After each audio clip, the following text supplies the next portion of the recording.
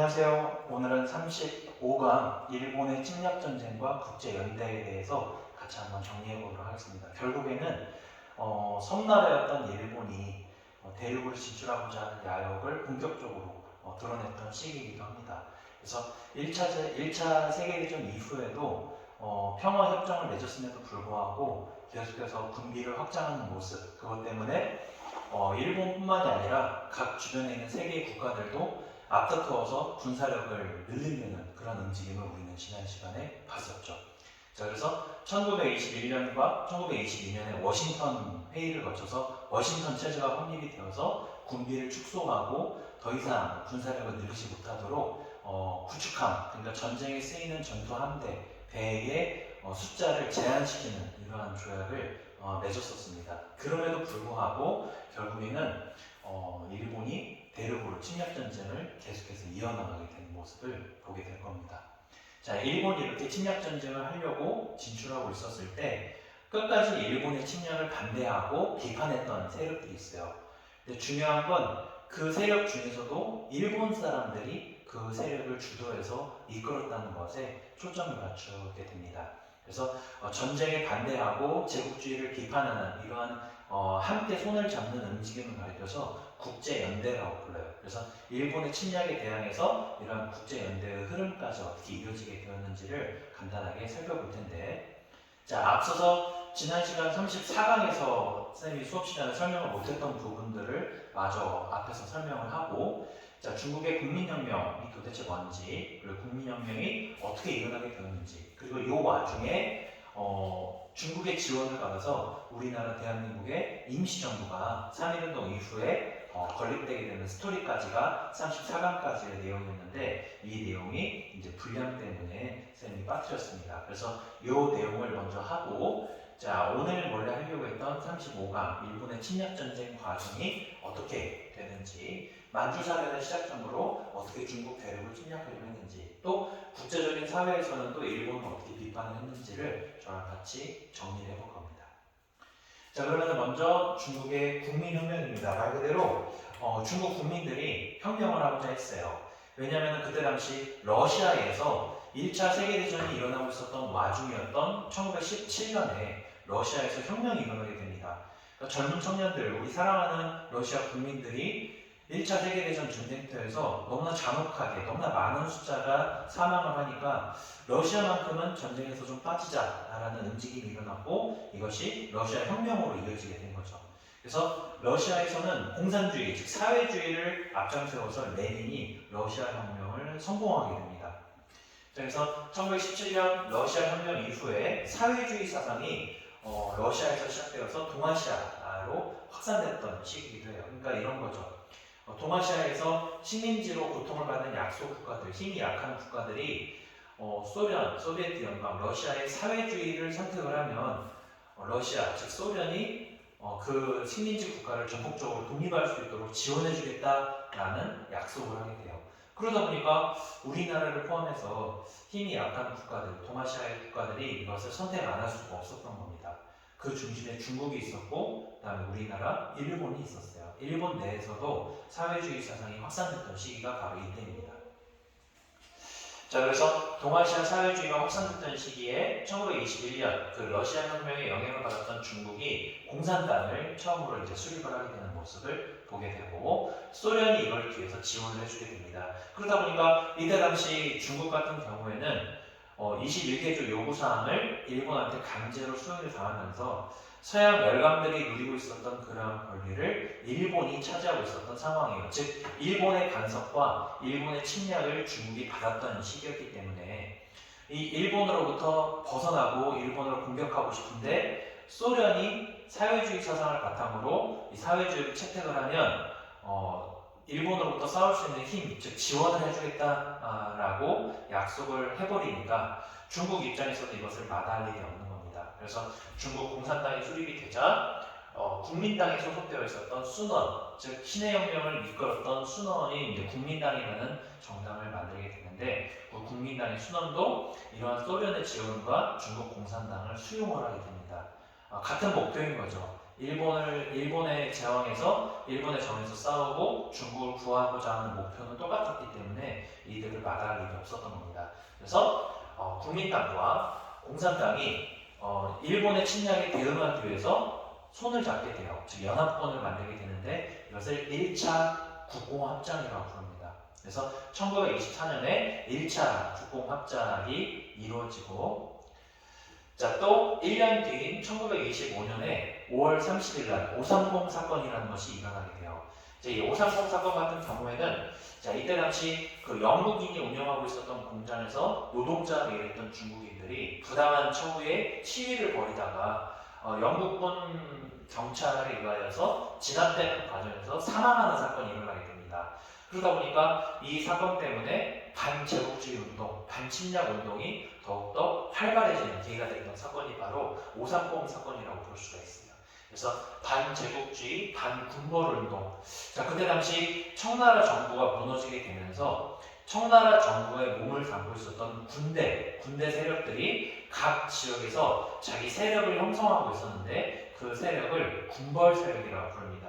그러니까 일본의 다이묘라든지 우리나라 봉건 영주처럼 각 지역의 우리나라의 호족처럼 각 지역에 자기 세력을 유지하는 군사 정권, 이것을 군벌 세력이라고 불러요. 청나라 정부가 멸망한 이후에 각 지역을 군인 세력들이 다스리고 있었는데 그 군인 세력을 군벌이라고 부릅니다. 근데 문제는 뭐냐면 이 청나라 출신의 그 군벌 세력들이 서양 세력하고 손을 잡아서 자국민들을 보호하고 중국을 다시 통일하고 나라를 지키는 데에는 관심이 없고 자기 권력, 자기 이득을 쌓는 데에만 급급했기 때문에 반제국주의, 반군벌 운동으로 이어지게 된 거죠. 그러니까 국민들도 알았어요. 저 군벌이 결국에는 자기 이익만 챙긴다, 자기 이익만 챙긴다라는 것을 알았기 때문에 그때 당시 서양 세력과 손을 잡고 있었던 군사정권, 중국 군벌과 반제국주의 운동이 활발하게 됐던 계기가 됐던 사건이 바로 530 사건입니다. 자, 상황이 이렇게 급박하게 돌아가자 1년 뒤인 1926년에 요 군벌들, 서양 세력과 손을 잡았던 중국 군벌들을 타도할 목적으로 북쪽에 자리 잡고 있었던 군벌들을 타도할 목적으로 북벌을 추진하게 돼요. 그래서 남쪽에 있었던 광저우라는 도시부터 출발을 해서 쭉 북쪽 베이징까지를 목표로 각 지역에 있는 군벌들을 공격하기 시작합니다. 국민당과 공산당. 자, 그래서 북벌을 추진하면서 군벌 타도를 목적으로 출발을 했다. 그래서 이때 당시 국민당을 이끌었던 사람이 순원인데 이 과정에서 합병증을 얻어서 갑자기 급사를 하게 돼요. 그래서 순원 다음으로 국민당을 이끌었던 리더가 장제스라는 사람이 국민당을 이끌고 국민당과 공산당과 함께 각 지역에 있는 군벌들을 공격하는 북벌을 감행하게 된 거죠. 자, 그런데 북벌 과정에서 아무래도 국민당 정부는 민주공화정을 목표로 하고 있는 정부고, 자, 그다음에 공산당은 사회주의를 마인드로 삼았던 정당이기 때문에 이 지시와 명령을 내리는 그 과정에서 약간의 갈등이 생긴 겁니다. 사상 차이 때문에. 그래서 이 과정에서 국민당 리더였던 장제스가 공산당원들을 탄압하고 사망하는 일이 일어나게 돼요. 즉 내분이 일어나게 된 거죠. 그래서 결국에는 장제스의 공산당의 탄압과 그리고 또 장제스가 이끌었던 국민당을 중심으로 난징이라는 도시에다가 덜컥 국민정부를 수립을 하게 돼요. 그러다 보니까 결국에는 국민당과 공산당의 국공합작이 결렬이 되는 사건이 일어나게 됩니다. 내부적인 갈등으로. 자, 그 전에 북벌을 추진하면서 국민당과 공산당이 국공합작을 이뤘던 요 군대를 가리켜서 국민혁명군이라고 불러요. 근데 중간에 북벌하는 과정에서 갈등이 생겨서 국민당과 공산당이 결국 결렬이 되었지만, 자, 국민혁명군의 목표는 똑같죠. 나라를 구하는 목적은 같았기 때문에 국민당을 중심으로 상하이를 공격해서 점령을 하게 됩니다. 그래서 국민혁명군이 상하이를 점령을 하자, 일본이 긴장하기 시작을 합니다. 상하이 바로 위에 보면은 산둥반도가 위치하고 있기 때문에 요 상하이 지역 밑에서부터 군벌 타도를 위해서 그 국민혁명군이 이렇게 올라오니까 기존에 일본이 점령하고 있었던 산동 지역까지 국민혁명군한테 공격을 받아서 뺏길 것을 우려해서 결국에는 일본 군대가 산둥성에 따라 군대를 파견하게 됩니다. 그래서 일본이 산둥성을 침략하게 되었고, 그 명목은 기존에 산둥성에서 활동하고 있었던 일본 자국민들을 보호한다라는 명목으로 쳐들어왔어요. 그래서 다른 국가에 머무는 그 나라의 국민, 그 다른 나라의 국민을 가리켜서 거류민이라고 부릅니다. 거기에 머무는 사람이라는 뜻이에요. 그래서 일본의 거류민들을 보호하러 우리는 군대를 파견했다라는 명목으로 산동 지역을 공격하게 됩니다.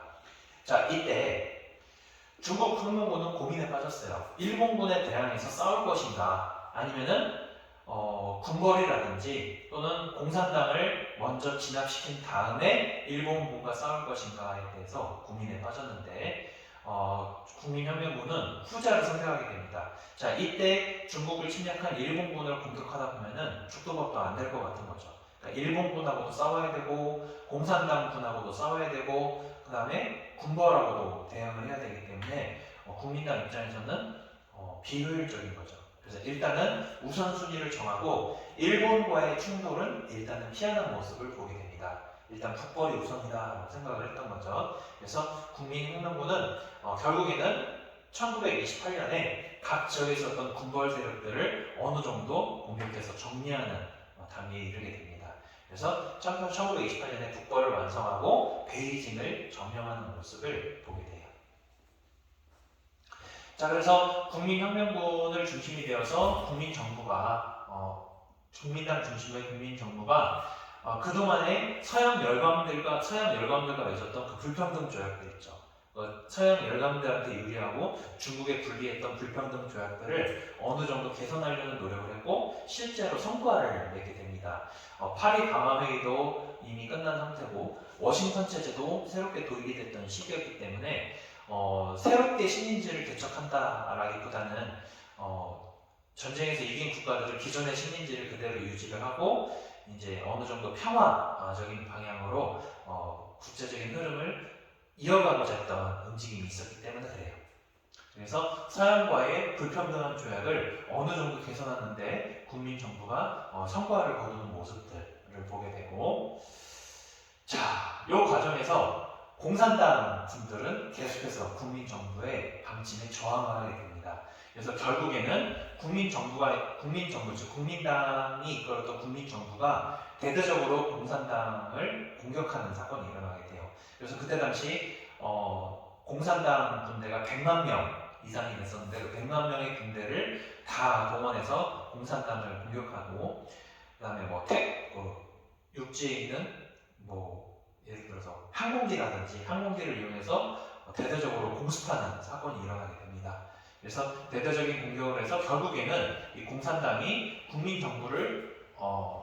국민정부에 대항해서 싸우다가 싸움이 안 되니까 결국에는 공산당 군대가 다른 지역으로 몸을 피하는 일이 일어나게 돼요. 그래서 1933년에 공산당이 남쪽에 있었던 장시성에서 북쪽과 서쪽 방향, 즉 남쪽에 있었던 장시성에서 북서쪽 방향이었던 산시성 방향으로 약 10,000km 이상을 도보, 행군으로 이동하는 사건이 일어나게 되는데 이것을 대장정이라고 불러요. 그러니까 국민당 정부 공격이 너무나 거세니까 이 공격을 피해서 다른 지역으로 이동을 하는 거죠.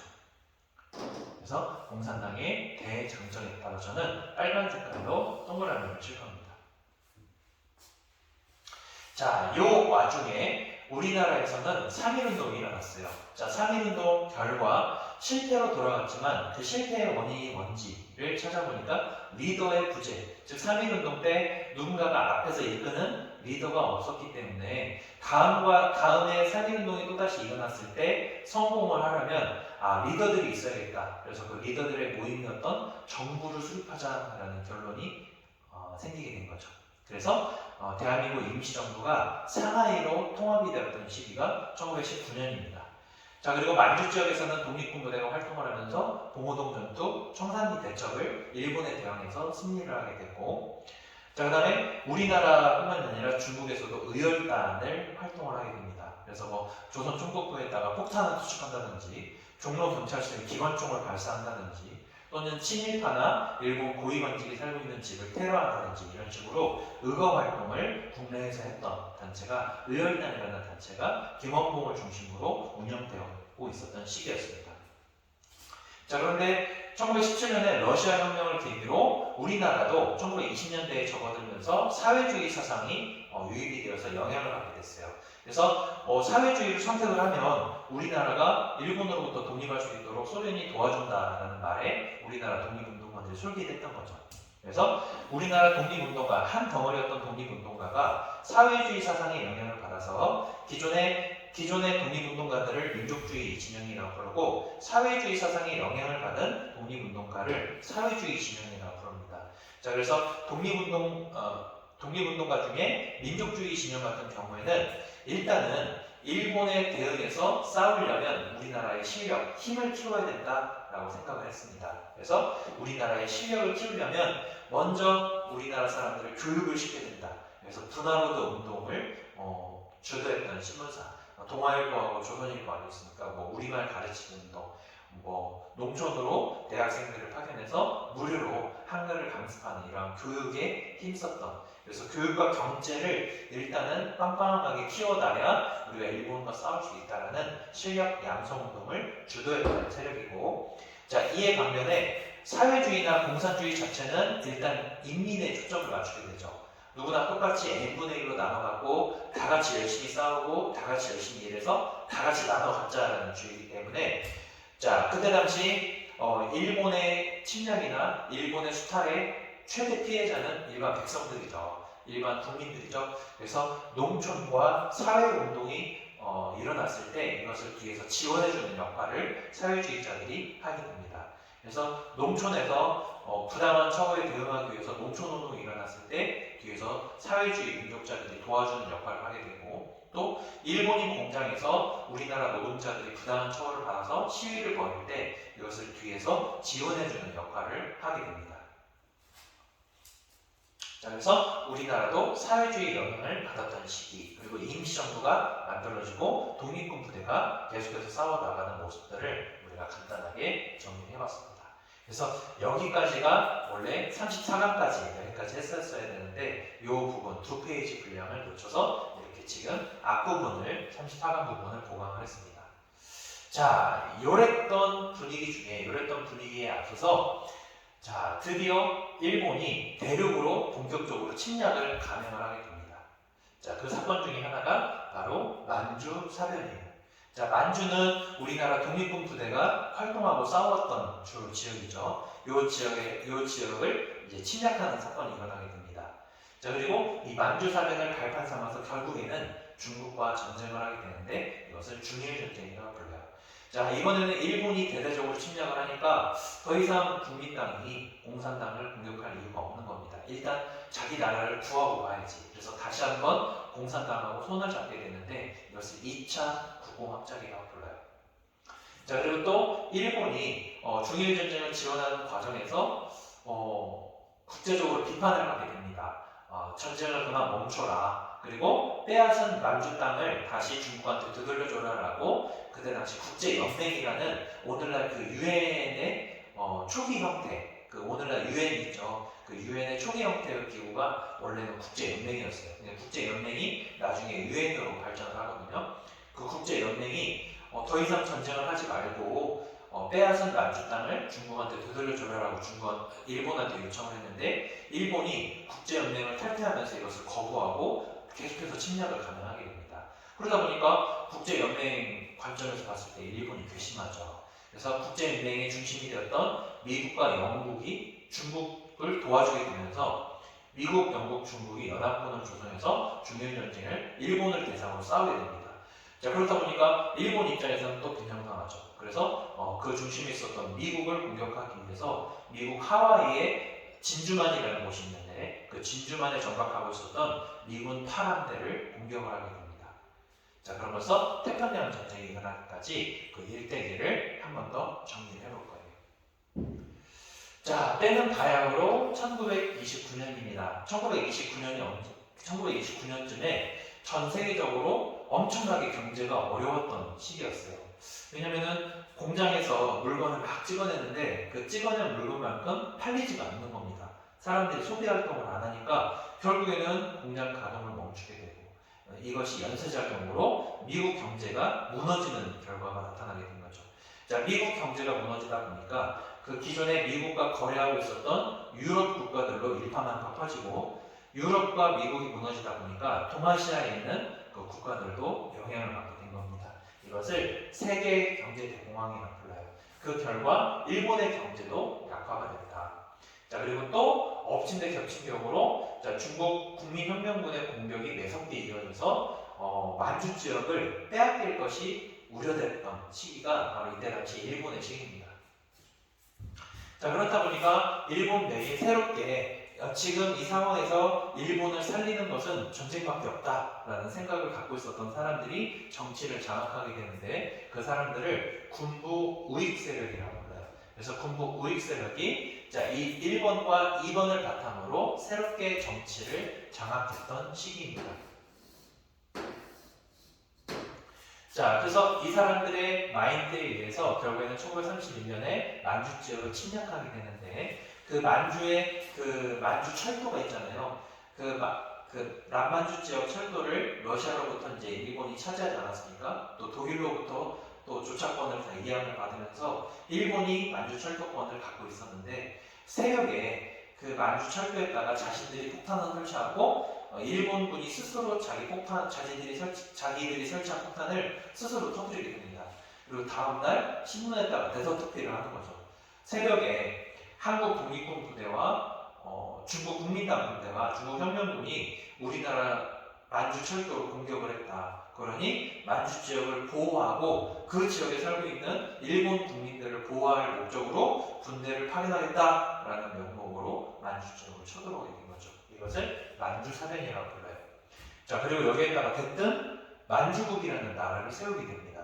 그래서 형식적으로 마지막 황제, 청나라의 마지막 황제가 푸이라는 사람이 있는데 이 푸이를 형식적인 황제, 만주국의 황제로 여기다가 앉혀놓고 마치 자신들이 세우지 않은 국가처럼 위장을 하는 거죠.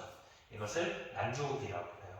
그래서 만주국을 중심으로 만주 지역을 점령하는 사건이 바로 만주사변이 일어나게 됩니다. 자, 상황이 이렇게 급박하게 돌아가자 국제연맹이 만주 지역에서 일본 군대의 철수를 요구했지만 일본이 국제연맹을 탈퇴하고 계속해서 중국을 침략하는 모습을 보게 됩니다. 자, 그리고 1937년에는 중국의 베이징 지역에 루거우 차우라는 지역이 있어요.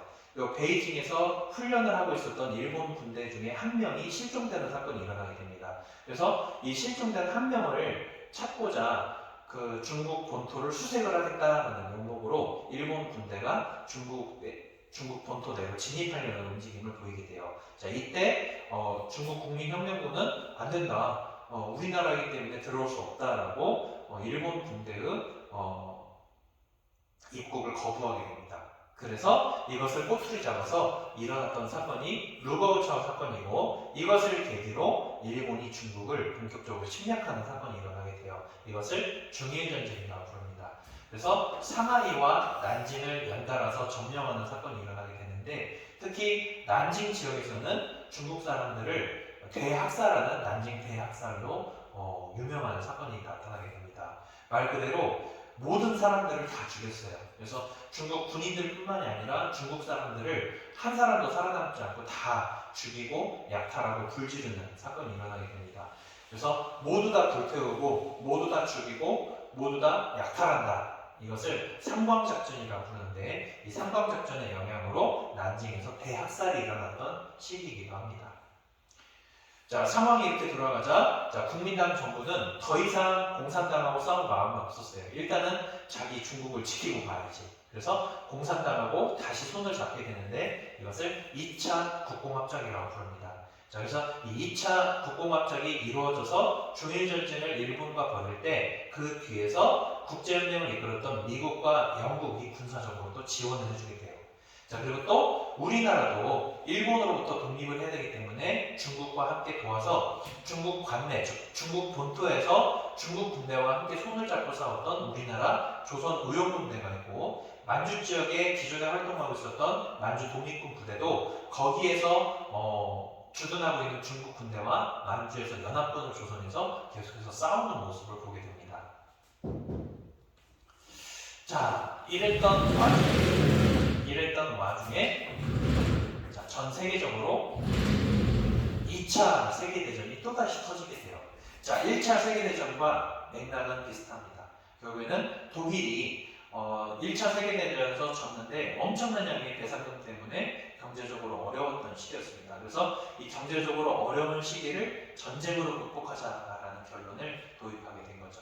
그래서 독일에 의하여서 2차 세계대전이 1939년에 발발이 됩니다. 자, 그래서 2차 세계대전에 일본도 독일과 이탈리아에 가담해서 추축국이라는 동맹을 형성하면서 연합군에 대응해서 전쟁을 벌이게 된 거죠. 자, 그래서 중일전쟁이 일어나고 있었던 와중이었기 때문에 중일전쟁에서 필요한 물자를 구하기 위해서 먼저 베트남을 일본이 침략하는 모습을 보게 됩니다. 자, 상황이 급박하게 돌아가자 자, 중국을 지원하고 있었던 미국이 평소에 일본에 수출하고 있었던 철강이라든지 석유의 수출을 전부 다 금지시키는 정책을 펼치면서 미국과 영국이 중일전쟁에서 중국을 적극적으로 지원하는 정책을 펼치게 됩니다. 그렇다 보니까 일본 입장에서는 불리한 상황이죠. 그러다 보니까 미국 하와이 진주만에 정박하고 있었던 미 군함을 새벽에 공습하는 사건이 일어나게 되는데 이것을 진주만 사건이라고 불러요. 그래서 이 진주만 공습 사건을 계기로 1941년에 새롭게 태평양 전쟁이 시작이 되게 됩니다. 자, 태평양 전쟁이 시작이 되었을 때 미국, 영국, 중국은 연합군을 조성해서 미드웨이 해전에서 일본과의 전투에서 싸워서 승리를 하게 되고 결국에는 이 미드웨이 해전을 기점으로 일본 군대가 급격하게 하락을 하게 돼요. 그래서 결국에는 일본 본토를 미국이 공격하는 사건이 일어나게 되었고 그럼에도 불구하고 일본이 항복하지 않자 1945년에 8월 달에 히로시마와 나가사키에 원자탄을 투여함으로써 일본의 항복을 받는 사건이 일어나게 됩니다. 자, 이렇게 중국 국민혁명부터 그 다음에 태평양 전쟁에 걸칠 때까지 일본의 침략에 대응해서 싸우는 중국 군대 또는 우리나라 독립군 부대 또는 우리와 중국을 지원해줬던 미국과 영국의 움직임까지도 우리가 봤어요. 자, 이러한 국가적으로 동아시아가 어지럽고 혼란에 빠진 그 와중에 끝까지 전쟁을 반대하고 제국주의를 활동했던 사람들이 있어요. 그 사람들을 싸잡아서 국제연대라고 부르는데 즉 제국주의에 대한 반대, 즉 전쟁을 그만해라 라고 끊임없이 외쳤던 일본 사람들이 등장을 하게 됩니다. 자, 특히 고토쿠 슈스이 같은 사람 같은 경우에는 일본의 군국주의를 앞장서서 비판했던 정치가였어요. 자, 그 다음에 일본 내에서 1907년에 아조 하치네라는 단체가 조직되게 되는데 이 아조 하치네라는 단체는 반제국주의를 주장했던 단체입니다. 자, 그리고 동아시아가 평화롭게 살아가기 위해서는 서로 협력해야 된다. 서로 침략하고 지배하고 공격하는 것은 살 길이 아니다 라고 끊임없이 외쳤던 조직이고 자, 이 아주 하치네를 만들었던 사람이 장빙진이라는 사람이고 이 장빙진을 중심으로 일본 군국주의를 비판했던 고토쿠 슈스이도 여기에 몸을 담고 있었고 그 다음에 우리나라 그 상균주의 즉 우리나라 그 광복군이 창설되었을 때 우리나라 그 임시정부의 상균주의를 만들었던 그 다음에 우리나라 광복군을 이끌었던 사람 중에 조소왕이라는 사람이 있습니다. 그래서 조소왕도 여기 아주 하치네에 몸을 담고 있었고 베트남의 독립운동가 팜포이 쪽으로는 아저씨도 여기 아주 하치네에 가담을 해서 끝까지 전쟁을 그만하자 제국주의 이제 그만해야 된다라고 외쳤던 사람들입니다. 자, 그리고 우리나라의 통감으로서 우리나라를 간섭하려는 이토 히로부미를 권총으로 1909년에 저격했던 하얼빈에서 저격했던 안중근 선생 같은 경우에는 위순 감옥에서 옥살이를 하면서 동양평화론이라는 것을 저술을 했습니다. 결국에는 살아남으려면 서로 협력을 해야 된다. 그래서 한국을 중심이 되어서 중국, 일본이 서로 협력하는 체제를 구축하지 않으면 동아시아의 질서는 언제든 무너질 것이다 라고 주장했던 것이 동양평화론이에요. 자, 그 다음에 우리나라 가결이라는 아저씨하고 가네코 후미코라는 일본 사람이 중심이 되어서 일본 내에서 반제국주의, 반전운동을 이끌었던 사람이고, 특히 가네코 후미코라는 일본 사람은 우리나라 독립운동을 지원했던 사람으로 유명합니다. 자, 그 다음에 후세다 스지라는 일본 사람은 우리나라 한국 독립운동가가 체포됐을 때 이 한국 독립운동가를 뒤에서 변호해줬던 사람으로 유명하고요. 자, 그 다음에 하세가와 게루라는 아저씨는 중국 상하이에서 더 이상 전쟁을 하면 안 된다 데스네 하면서 반전운동을 강성하고 송출했던 역할을 맡았던 사람이 하세가와 게루라는 사람입니다. 그러니까 그때 당시 일본이 이렇게 하면 안 된다는 것을 그때 당시 국민들도 알았다는 거죠. 그럼에도 불구하고 그때 당시 그 우익 세력들이 정치를 점령하고 있었던 상황이었기 때문에 자국민을 위해서, 자국의 이익을 위해서 다른 나라를 침략하는 사건에 가담을 하게 된 거고, 그 와중에서 끊임없이 국제연대가 형성이 되어서 전쟁을 금지하라고 외치는 사람들이 같이 공존하고 있었던 사회적 분위기를 같이 한번 정리를 해봤습니다.